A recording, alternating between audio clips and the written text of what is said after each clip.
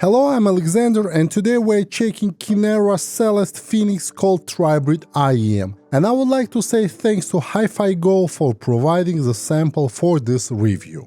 As always, I'm not paid to make this review or offer any specific opinions, and all thoughts expressed in this review are my own. Celest is a subordinate of Kinera, and it's my first time reviewing an IEM from this company. And as always, I will leave all the links to the products in the description of this video. Phoenixcall features 5 drivers, a 7mm dynamic driver for bass, 2 balanced armatures, one for lower mid-range and one for upper mid-range, and 2 PZT microplanar or flat panel drivers for the treble. The IEMs feature beautiful resonance shells with detachable cable and come at a rather affordable price for such driver configuration. Phoenixcall arrived in a medium-sized and quite elegant box. In the box we have the IEMs, a detachable cable, 6 pairs of silicone ear tips, a storage case, a metal bookmark, and a manual. The impedance of Phoenixcall is 32 ohms and the sensitivity is 103 dB. Phoenixcall comes in 2 color schemes, purple blue and transparent. My sample is transparent and it looks gorgeous. The shells are made of a medical grade resin, and as I have a transparent version, I can clearly see the driver configuration. What is even more mesmerizing is the configuration of acoustic tubes inside the shell. The faceplates on my version have a different color, not sure if you can see the difference on camera, and have an illustration of flocking birds, which refers to the scene from an ancient Chinese myth, the legends of mountains and seas. The nozzles are on the longer side and quite thick. The nozzles are also made from resin and have 4 sound bores on the top that are connected to the acoustic tubes inside the shell. As there is no filter or mesh at the end of the nozzle, you need to be careful and make sure you clean your IEM tips regularly. The IEM have a 2-pin connector conveniently located on top of the shell, and there's also one vent hole located next to it. The build quality is solid, and I need to point out that it's one of the most beautiful IEMs I have seen in this price bracket.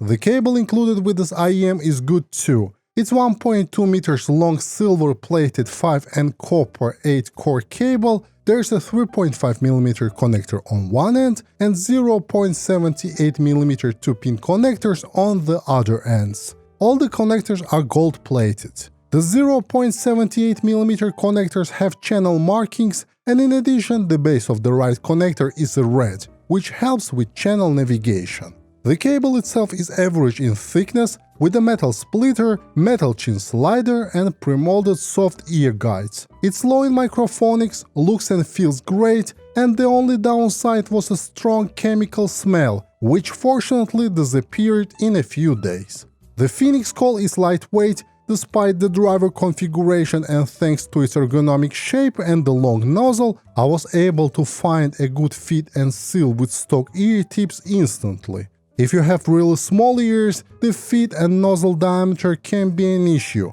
but if you have medium or large ears like myself, finding a good fit will be easy.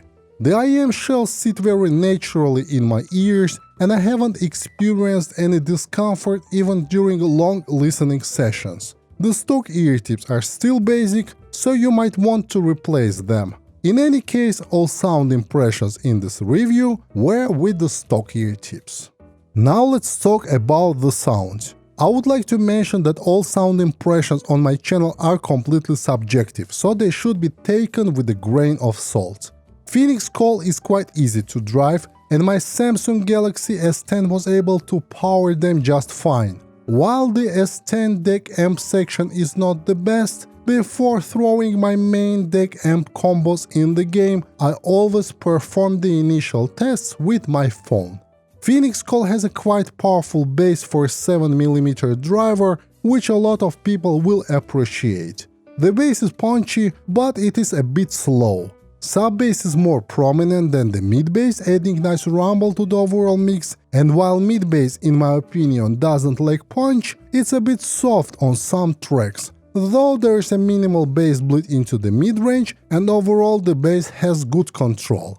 Mid-range takes a backseat on this pair, and while on the initial tests I was okay with it, as I went on spending more and more time with this pair, I started noticing some things in the mid-range. The mid-range has a good timbre, but it lacks details and energy. Due to such tuning, some instruments sound distant and appear in the background, and lack note weight as well. The upper mid-range is able to improve the situation a bit, but I would still prefer if the mid-range was a little bit more upfront and more detailed. The treble of Phoenixcall is probably the best part of its tuning.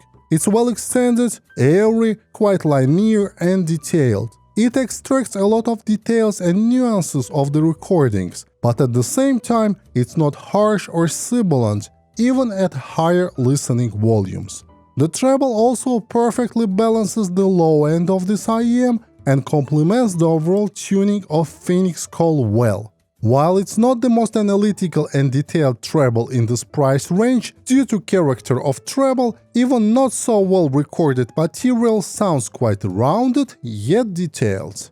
The soundstage is quite wide and tall, and this is another aspect where this IEM excels. Imaging is on point, and I enjoy this IEM both with my music and multiplayer games, where Phoenixcall rendered the gaming sound landscape with a good accuracy and realism. Pros: beautiful design, well-tuned tri-brid configuration, fun sound signature, light plastic shells, excellent fit and comfort, airy and detailed treble, wide soundstage, and great price-to-performance ratio.